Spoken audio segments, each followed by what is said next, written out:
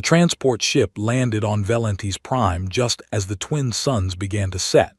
Marcus Chen stood at the window and watched the purple sky turn orange.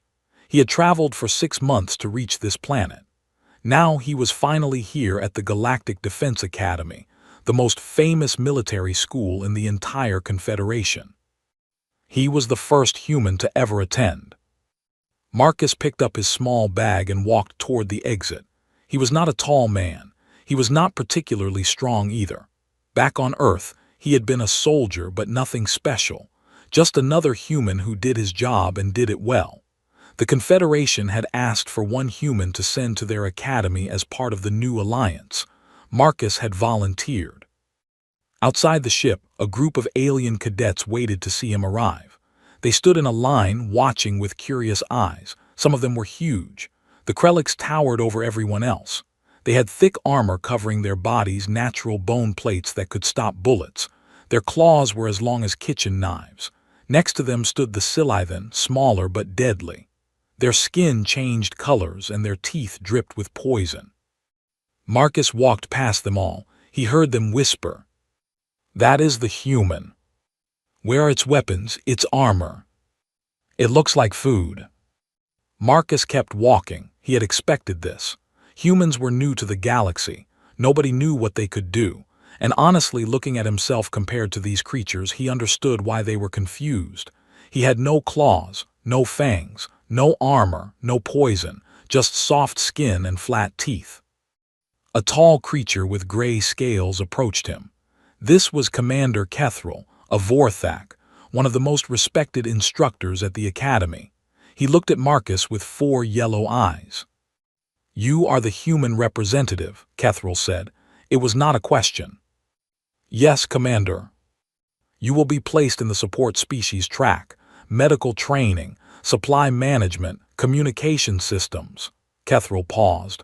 "We do not expect you to complete combat training. Your species is limited." Marcus nodded. "I understand, Commander." But his eyes said something different. Kethril noticed this but said nothing. The first week was difficult. Marcus lived in a dormitory with other cadets from support species. Small creatures with big brains, fast creatures with no strength. They were all here to learn how to help the real warriors. None of them were expected to fight. Marcus trained with them during the day. He learned medical procedures. He studied communication equipment. He did everything they asked. But at night, he did something else. Every night after everyone was asleep, Marcus went to the training grounds alone. He ran. He ran for hours without stopping. The academy's security systems recorded him, but nobody watched the footage. Why would they? He was just a support species cadet. Nothing interesting. 3 weeks later, the first survival assessment arrived. All first-year cadets had to complete this test. They were dropped into a simulated environment and had to survive for 12 hours. The simulation included predators, holographic creatures that could not hurt them, but the fear was real. Cadets who froze or panicked would fail. Marcus was assigned to a team of 5, 3 Krelliks warriors and 1 Scythian hunter. They did not want him there. "Stay behind us, human," the largest Krellik said. His name was Gorax, and he had already made it clear that he thought humans were useless.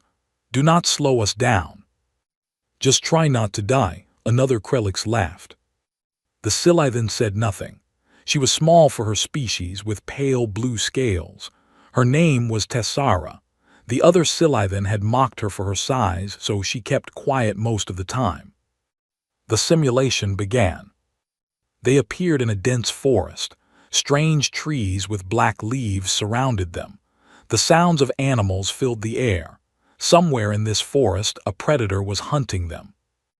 Gorax immediately took command. "We move north, stay together. If the predator appears, we fight." They walked for 2 hours. Marcus stayed at the back of the group, watching everything. He noticed small details, broken branches, disturbed soil, patterns in the animal sounds. "It has been following us for 30 minutes, Marcus said quietly. Everyone stopped. "What?" Gorax turned around. The predator, it is behind us, watching, learning our patterns. Gorax laughed. The human thinks he knows about predators. What could you possibly know about hunting? Before Marcus could answer, the forest exploded. The holographic predator burst from the trees. It was massive, 8 legs, a mouth full of teeth. It screamed as it charged directly at the group. The Krelix warriors raised their claws. Tessara prepared her venom. Everyone got ready to fight. Everyone except Marcus. He stepped forward past the warriors and stood directly in the predator's path. The creature was running straight at him. In 3 seconds, it would reach him. "Human, move," Gorax shouted. Marcus did not move. At the last moment, he stepped to the side. As the predator passed him, he struck it in a very specific spot behind its front leg. The creature stumbled. Its leg stopped working. The predator turned, confused. It tried to attack again, but it was slower now. Marcus had damaged something important. "The nerve cluster," Marcus said calmly. "All 8-legged predators have one. Hit it hard enough and the leg fails." The Krelix stared at him. The predator tried to circle around for another attack. Marcus watched it carefully. "Commander Kethril," Marcus spoke to the air, knowing the instructors were watching through cameras. "I have a question about the test." There was silence. Then Kethril's voice came through the speakers. "What is your question, Cadet Chen?" Marcus looked at the predator. Then he looked at the instructor's observation point hidden in the trees. "The test asks us to list 3 ways to disable a predator," Marcus said. "I need clarification." "What clarification?" Marcus smiled slightly. It was not a friendly smile. "Disable it temporarily or forever." Nobody spoke for a long moment. The predator continued circling, but even it seemed to sense that something had changed. The human was no longer prey. He was something else entirely. In the observation room, Commander Kethril leaned forward. His 4 eyes narrowed. For the first time in 30 years of teaching, he felt something he had not expected to feel while watching a support species cadet. He felt concern. Commander Kethril sat alone in his office. The lights were dim. On his screen, he watched a recording. The same recording he had watched 17 times already. The human stepping forward, the predator charging, the calm voice asking that simple question. Temporarily or forever? Kethril had trained thousands of cadets over the years. He had seen Krelix warriors crush enemies with their bare claws. He had watched Scythian assassins kill targets before anyone knew they were there. He had witnessed creatures of pure violence from dozens of worlds. None of them had ever made him feel this way. He opened a new file on his computer, Earth, Humanity. He began to read. The first thing he learned was that humans were not predators. At least they had not started that way. Millions of years ago, they were small and weak. They lived on a dangerous planet filled with creatures that wanted to eat them. Big cats with teeth like swords, bears that could crush bones with one hit, wolves that hunted in packs. And somehow the humans survived. Kethril read about something called persistence hunting. His translator struggled with the concept at first. Then he understood and his blood went cold. Humans could not run fast. Almost every predator on their planet was faster, but humans could run far. They could run for hours, days. They would chase an animal until it collapsed from exhaustion. The prey would sprint away, rest, sprint away again. But the human would never stop, never rest, just keep coming, walking, jogging, following. Eventually, the prey would simply give up. Its heart would fail. Its legs would stop working, and the human would walk up to it and kill it easily. It was not hunting, it was something else, something patient and terrible. Kethril closed his eyes. He thought about the look on the human's face during the assessment. No panic, no fear, just calm calculation. He understood now. Humans were not predators, they were something worse. They were survivors. Across the academy grounds, Marcus was doing what he did every night, running. The track was empty at this hour. Most cadets were sleeping or studying, but Marcus ran alone in the darkness, his feet hitting the ground in a steady rhythm. He had run like this since he was 15 years old. Back on Earth, his father had taught him. The body wants to quit, his father had said. The mind wants to quit, but you have a choice. You can always keep going. Marcus had never stopped since. A movement caught his eye. Someone was watching him from the edge of the track. He slowed down and saw pale blue scales in the moonlight. Tessara. You should be sleeping, Marcus said. So should you, she stepped closer. Her eyes were large and golden, designed to see in darkness. Why do you run so much? It helps me think. You have been thinking every night for 3 weeks. Marcus smiled. You have been watching me every night for 3 weeks. Tessara looked embarrassed. Her scales shifted color slightly, turning a deeper blue. I was curious. The other cadets say you are weak, but I saw what you did during the assessment. That was not weakness. Marcus stopped running completely. He stood in front of her, breathing easily despite running for 2 hours. Can I show you something? He asked. Tessara nodded. He led her to the Academy's database terminal. Using his cadet access, he pulled up anatomical charts, dozens of them, every predator species in the Confederation archives. I have been studying these every night, Marcus said. Every creature has a weakness, a nerve cluster, a breathing hole, a soft spot in the armor. If you know where to hit, you do not need to be strong. Tessara stared at the screens. You have memorized all of these. Most of them. Why? Marcus was quiet for a moment. Then he said, on Earth, humans were not always at the top. We were small. We were slow. Everything wanted to eat us. So we had to become something else. We had to learn, adapt, find ways to kill things much stronger than us. He pointed at one of the charts, Acrylic's warrior. Armor covers 90% of the body. But here, between the 3rd and 4th plate on the neck, there is a gap, 1 centimeter wide. A knife would fit perfectly. Tessara felt a chill run through her. You studied how to kill your own classmates. I studied how to survive against anything. Marcus looked at her. On Earth, there is a saying, hope for the best, prepare for the worst. What happened to the predators on your world? The ones that hunted humans? Marcus smiled, but there was no warmth in it. They are gone, all of them. We killed them, or we made them so afraid of us that they hide whenever humans come near. He paused. There is a creature on Earth called a shark. It has been alive for 400 million years. It survived everything, asteroids, ice ages, everything. But now they swim away when they see humans because they learned what we are. Tessara was silent for a long time. Finally, she asked, what are you? Patient, Marcus said. We are very, very patient. The next morning, Commander Kethril called Marcus to his office. Sit down, Cadet Chen. Marcus sat. The chair was too big for him, designed for larger species. His feet barely touched the floor. He looked small and harmless. Kethril knew better now. I reviewed Earth's military history last night, the commander said. You fight wars that last generations. Entire wars fought over ideas, over beliefs, wars where millions die and neither side surrenders.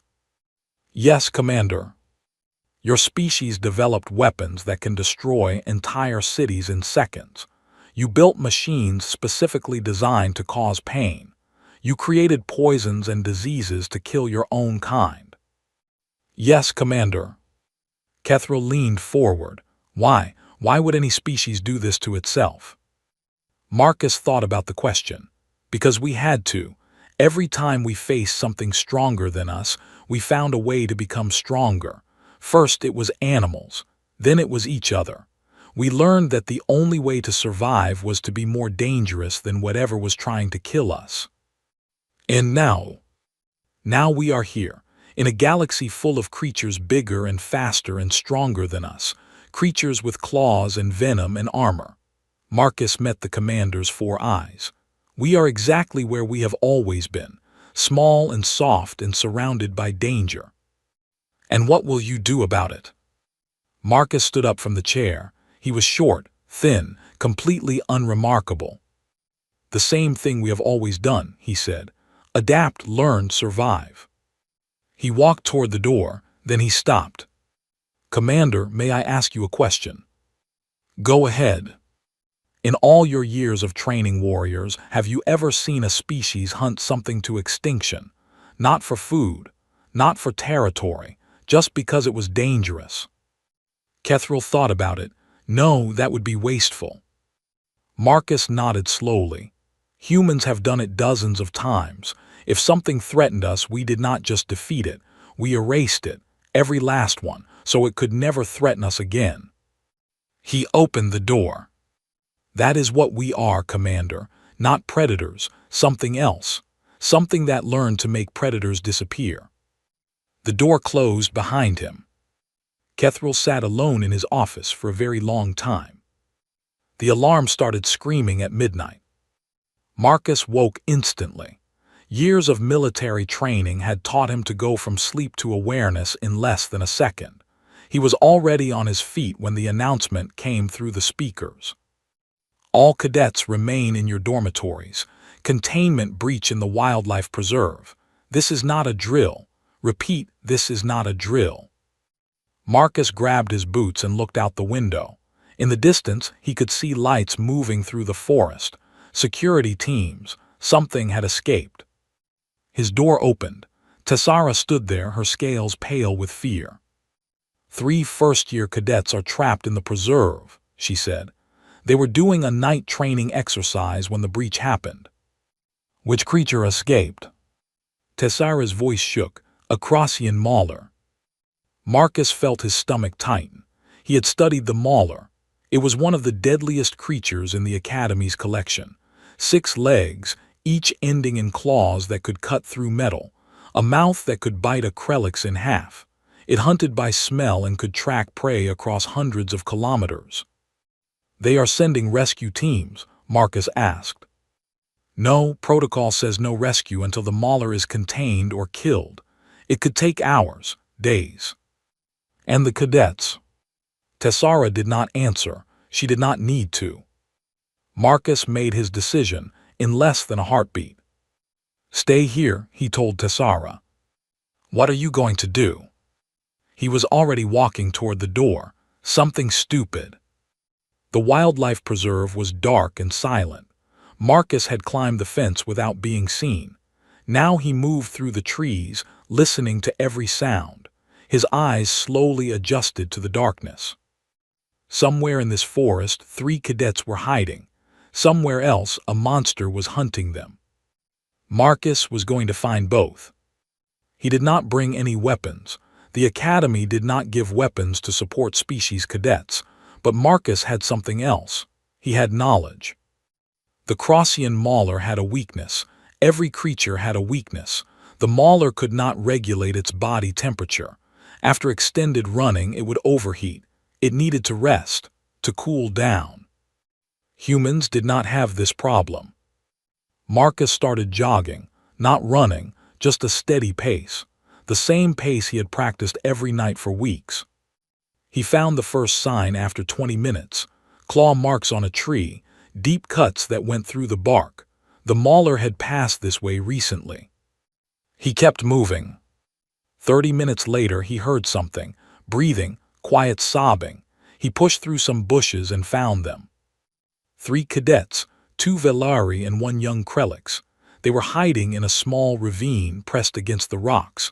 Their eyes went wide when they saw him. Human, the Krelix whispered, what are you doing here? Getting you out. The mauler is close. We can hear it moving. If we try to leave, it will catch us. Marcus looked around. The ravine was a good hiding spot, but it was also a trap. Only one way in, one way out. If the mauler found them, they would have nowhere to run. Stay here, Marcus said. Do not move, do not make any sound. What are you going to do? Give it something else to chase. Before they could stop him, Marcus climbed out of the ravine. He stood in the open, visible, exposed. Then he did something that made no sense to any of them. He started whistling.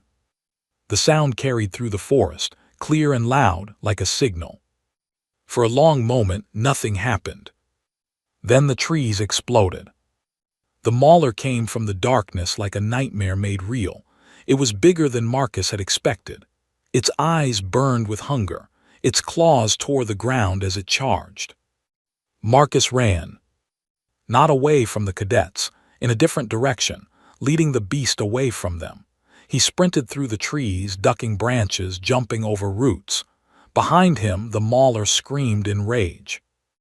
It was faster than him, much faster, but Marcus had a plan. He ran for 10 minutes. The mauler stayed close behind, sometimes almost catching him. But every time it got close, Marcus would change direction sharply. The creature was big and fast, but it was not good at turning. Each direction change cost it precious seconds. After 10 minutes, Marcus slowed down slightly. The mauler did not. It kept running at full speed, trying to catch him. Its legs pumped. Its heart raced. Its body generated heat that had nowhere to go. 20 minutes, Marcus kept running. His lungs burned, his legs ached. But he did not stop. He would never stop. The mauler was slowing down now. Its movements became clumsy. It stumbled over its own feet. Steam rose from its body. 30 minutes. Marcus was exhausted but still moving. The mauler had almost stopped completely. It stood in a clearing, panting, unable to continue. Its body was overheating. It needed to rest or it would die. Marcus stopped running. He turned around and faced the creature. The mauler stared at him. Even in its weakened state, it was still dangerous. One swipe of its claws could kill him, but it did not attack. It was too tired, too hot. For a long moment, human and monster looked at each other. "You are a predator," Marcus said quietly. "You have claws and teeth and strength, but you cannot do what I can do. You cannot keep going. You will always need to stop." The mauler growled weakly. "I will not." Marcus picked up a large branch from the ground. It was not much of a weapon, but it was something. He started walking toward the creature. The mauler tried to rise, tried to attack, but its body failed it. Its legs would not obey. It collapsed back to the ground, helpless. Marcus stood over it. He raised the branch. Then he stopped. He looked at the creature lying before him, dangerous, deadly, but also just an animal following its instincts, hunting because that was what it was made to do. He lowered the branch. "I could kill you," he said. "Part of me wants to. That is what humans do. We eliminate threats, permanently." He paused. "But you are not evil. You are just what you are. And I do not have to be what my ancestors were." He stepped back. "Sleep, rest. When the security teams find you, do not fight. Just let them put you back in your cage." The mauler watched him go. It did not understand his words, but something in its animal brain understood something else. This small, soft creature had beaten it, and it had chosen to let it live. 2 hours later, Marcus walked out of the forest. Security teams surrounded him immediately. Commander Kethril was there, his 4 eyes wide with shock. "You went in alone," Kethril said, "against a Crossian mauler, unarmed." "The cadets are safe," Marcus replied. "They are waiting in a ravine 2 kilometers north. The mauler is resting in a clearing 3 kilometers west. It will not fight back." How is this possible?" Marcus looked at the commander. He was covered in dirt and sweat. His legs were shaking from exhaustion. He could barely stand. But he was smiling. "I told you, Commander, we are patient. We are very, very patient." Behind them, the 3 rescued cadets emerged from the forest with a security team. The young Krelix saw Marcus and stopped. For a moment, he just stared. Then slowly, he bowed his armored head. "Thank you, human." Marcus nodded. "Get some rest. You have training tomorrow." He walked back toward the academy, leaving everyone staring after him. The small, soft human who had hunted a monster and won. Not by being stronger, by being something else entirely. The tribunal room was full. Marcus had never seen so many important aliens in one place. Admirals from 7 different species sat in elevated seats, looking down at him. Ambassadors watched from the gallery above. Holographic cameras recorded everything for transmission across the Confederation. He was in trouble. Cadet Marcus Chen, the head admiral, spoke. She was a Krelix, ancient and powerful, her armor scarred from decades of battle. You entered a restricted zone without authorization. You engaged a dangerous creature against direct orders. You risked your life and potentially endangered rescue operations. Marcus stood at attention. Yes, Admiral. What do you have to say for yourself? 3 cadets are alive because of my actions. The Crossian Mauler was subdued without casualties. I regret breaking protocol, but I do not regret the result. Whispers filled the room. The Admiral raised a claw for silence. The Confederation Council has requested something unusual. They want you to provide a full tactical briefing on human combat capabilities.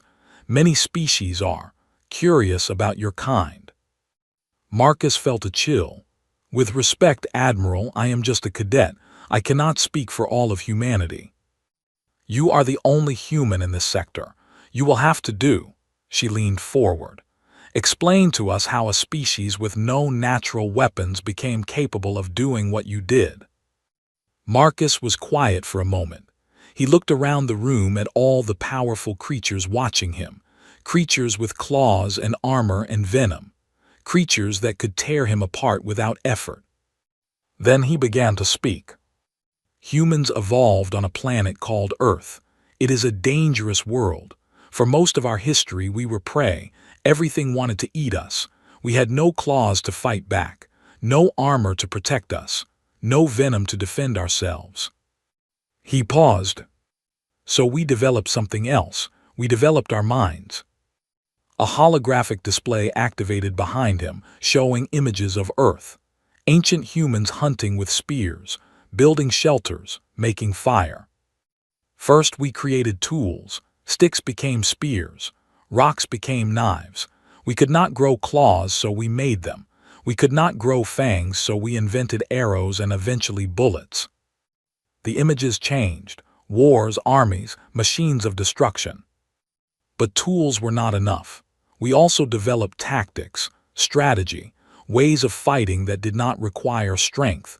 We learned to use the environment, to set traps, to attack when the enemy was weak, to run away and fight another day. A Scythian admiral spoke. Running away is cowardice. Marcus shook his head. Running away is survival. Humans do not fight fair. We do not stand in the open and charge at our enemies. We hide, we wait, we attack from shadows, and if we are losing, we retreat. We come back with more soldiers, more weapons, better plans. He pulled up new images. Trenches, bunkers, underground tunnels. Human wars can last for years, decades, generations. We have fought wars where millions died and neither side surrendered, because humans do not know how to give up. We can lose every battle and still keep fighting. We can be pushed to the edge of extinction and still refuse to quit. The room was very quiet now. You asked how I survived against the Crossian Mauler. The answer is simple. I knew I could not beat it in a fight. It was stronger, faster, and more dangerous. But it had a weakness. It could not run forever. I could. He looked directly at the Krelix Admiral.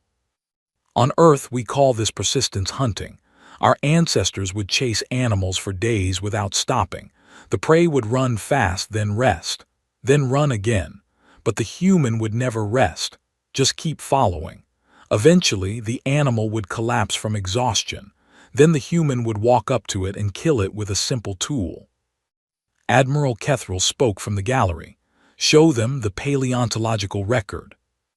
Marcus hesitated, then he nodded. New images appeared.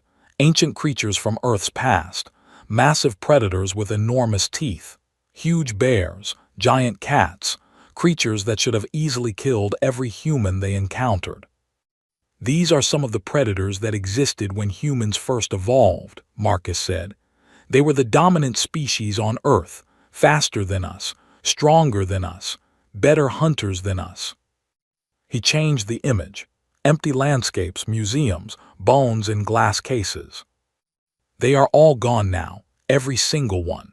Humans killed them, not because we needed to, not because we were hungry, because they were dangerous, because they threatened us. So we hunted them until there were none left." The room was completely silent. Humans do not just defeat our enemies, we erase them, completely, permanently, so they can never threaten us again. A young admiral from a species Marcus did not recognize spoke up. "Surely this is exaggeration. Your species cannot truly be that thorough." Marcus turned to face him. "When humans encountered wolves, they were terrified. Wolves hunted in packs and killed humans regularly. We could not match them in strength or speed, so we did something else. We captured wolf puppies, raised them, bred them, changed them over thousands of years until they became something new, dogs. Now wolves run from humans, but dogs serve us. We turned our greatest enemies into our loyal servants." He pulled up more images: nuclear explosions, biological weapons, chemical warfare. "We have created weapons that can destroy entire cities in seconds. We have built bombs that can poison the land for 1,000 years. We have developed diseases in laboratories specifically designed to kill millions.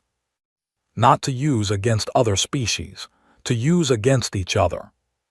Several admirals leaned back in their seats. "You wanted to know about human combat capabilities. Here is the truth. We are small, we are weak. We have no natural weapons, but we have spent our entire existence fighting things stronger than us, and we are still here. They are not." He stepped forward, looking up at the assembled admirals. "They have dominated their sector for 1,000 years. Your armor is legendary. Your strength is unmatched." He paused. "But there is a gap between your third and fourth neck plate, 1 centimeter wide, large enough for a knife. I noticed it on my first day at the academy." The admiral's eyes widened. "These are the greatest assassins in the Confederation. Your venom can kill in seconds, but it takes 3 hours to regenerate. After one attack, you are defenseless." The admiral's scales shifted color. "I have spent every night for 6 months studying the anatomy of every species in this room. I know your weaknesses, all of them. Not because I plan to use that knowledge, but because humans always prepare for the worst." He returned to the center of the room. "You invited humans into your confederation. You thought we were harmless, weak, prey." He smiled, but there was no warmth in it. "I hope we can be your allies. I hope we can be your friends. But if you ever become our enemies, remember what I told you today." He looked around the room one final time. "Remember what happened to everything else that threatened humanity. Remember that we are still here." The tribunal ended soon after that. No punishment was announced for. The admirals left quickly, not speaking to each other. In the hallway outside was waiting. "That was terrifying," she said. Shrugged, "They asked for the truth. I gave it to them." "Do you really know how to kill a?" He looked at her with tired eyes. "I know how to kill everything. I wish I did not, but that is what being human means. We see danger everywhere. We prepare for everything. We trust no one completely." He started walking back toward the dormitory. "Come on, we have training tomorrow, and I think the instructors are going to start taking me more seriously." Behind them in the tribunal room, the admiral sat alone. She looked at the empty space where the human had stood. She thought about his words, his calm voice, his complete certainty. For the first time in her very long life, she understood something. She understood what it felt like to be prey. 1 year had passed since the tribunal. The Galactic Defense Academy had changed. Not obviously. The buildings were the same. The training grounds looked identical, but something was different in the air, a new kind of respect, a new kind of fear, had graduated at the top of his class. Every elite unit in the Confederation had sent him offers. The Special Forces, the Shadow Corps, the Prime Guard. They all wanted the human who had outrun a mauler, the human who had taught admirals to feel afraid. He turned them all down. Instead, he made an unusual request. He asked to stay at the academy, not as a student, as an instructor. Specifically, he wanted to teach the support species cadets, the ones everyone else had given up on. Commander approved the request personally. Now stood in front of a classroom filled with new cadets. They were small, thin, weak by the standards of warrior species. Many of them had been told they would never be fighters. They believed it. Was going to change that. "Welcome to basic survival tactics," he said. His voice was calm and quiet. "My name is Instructor. I am human." A few cadets exchanged glances. Everyone knew about the human now. His story had spread across the academy. Some thought he was a hero. Others thought he was dangerous. Most thought both. "Before we begin, I want to show you something." He activated the holographic display. An image appeared.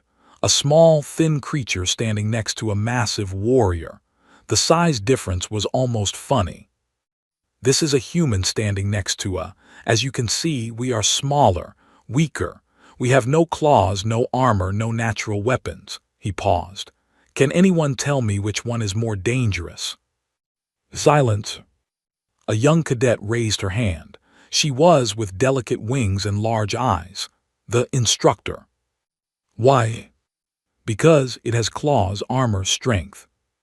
Nodded. "That is what everyone thinks, and that is why everyone is wrong." He changed the image. Now it showed Earth's history, humans hunting mammoths, building cities, launching rockets into space. Humans were never the strongest species on our planet. We were not the fastest. We were not the most deadly, but we survived, and everything that tried to stop us did not. He walked slowly through the classroom, looking at each cadet. "You have been told that you are support species, that your job is to help the real warriors, to carry supplies, to treat wounds, to stay out of the way." He stopped in the center of the room. "I am here to tell you that this is a lie." The cadets stared at him. Every great warrior has a weakness. Every powerful species has a blind spot. And the ones who learn to find those weaknesses, to exploit those blind spots, they are the ones who truly decide battles. Not the soldiers with the biggest claws, the ones with the sharpest minds. He pulled up anatomical charts, the same ones he had studied during his first year. "This semester, you will learn every weakness of every warrior species in the Confederation. You will learn how to survive against creatures 10 times your size. You will learn that size and strength are not the same as power." A hand raised. A small sat in the back corner. He was young, barely reaching the chest of other his age. His armor was thin and underdeveloped. The other had sent him to the support species track as an embarrassment to his family. "Instructor," the young said, "with respect, this is easy for you to say. You are legendary now. Everyone knows what you did, but we are not you." Walked toward him. The classroom went silent. "What is your name, cadet?" "Instructor." "Stand up." The young stood. He was small for his species, but still much larger than. His claws were shorter than normal, but still sharp. "Attack me," said. "Blink to what?" "Attack me, right now, try to hurt me." I could not. You are an instructor, I could be expelled." "You have my permission. Attack me with everything you have." Hesitated. Then slowly he raised his claws. He swung at with all his strength. Moved, not fast, just smoothly. He stepped to the side, let the claw pass by his head, and gently touched on the neck, right in the gap between the 3rd and 4th armor plate. "Dead," said quietly. Froze. "Try again." Swung again and again. Each time simply moved, dodging, redirecting, never blocking, never fighting back, just avoiding every attack and touching in a vulnerable spot. Neck, armpit, back of the knee, inside of the elbow. Dead, dead, dead, dead. Finally stopped. He was breathing heavily, his arms hung at his sides. I never hit you, he said, not once. No, you did not, step back. And you are twice my size, 3 times my weight. Your claws could cut me in half, but you did not touch me, not because I am special, because I know how to move. I know where to be, I know how you attack before you attack. He addressed the whole class. I am going to teach you these things, all of you. It will not be easy, it will take time. But when I am done, you will walk into any room and know that you can survive, that you can protect yourself and others, that you are not prey. He looked at. Sit down, cadet, and pay attention. I am going to make you dangerous. After class, walked through the academy grounds. The twin suns were setting again, just like they had on his first day, but everything was different now. A voice called out behind him, Instructor. He turned, stood there wearing the uniform of a senior cadet. She had grown over the past year, more confident, more capable. She was at the top of the training program now. How are you? She walked with him through the gardens. I watched your class today, from the observation room. And that thing you said, about the ones with the sharpest minds deciding battles. She paused. Do you really believe that? Stopped walking. He looked at the sunset, the purple and orange mixing together in the alien sky. When I was young, my father told me something. He said that the most dangerous thing in the universe is not the creature with the biggest teeth. It is the creature that learned to survive without them.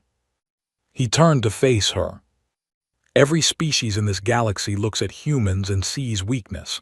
Soft skin, no claws, no venom, they think we are harmless. He smiled. That is exactly what we want them to think. Tessara remembered something he had told her a year ago. At night, on the running track, when all of this had started. You said humans were patient, that you were very, very patient. We are. Patient for what? Marcus did not answer for a long moment. He looked at the academy around them, at the cadets from dozens of species training together, at the galaxy they were all part of now. Patient for whatever comes next, he finally said. We have been fighting for survival since we climbed down from the trees. Everything that threatened us is gone, and now we are here in a galaxy full of new things, bigger things, stronger things. He started walking again.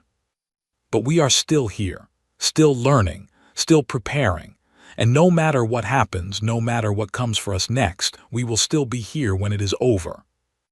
Tessara watched him go. She thought about everything she had seen in the past year, the tribunal, the training, the way other species looked at humans now. Not with pity anymore. With something else entirely. Instructor, she called out. He stopped. Yes. I am glad humans are our friends. Marcus turned and smiled. For the first time since she had known him, it reached his eyes. So am I, Tessara, so am I. He walked away into the sunset, alone, quiet, unremarkable. Just another human in a galaxy of powerful creatures. The most dangerous thing in the room. And nobody would ever forget it again.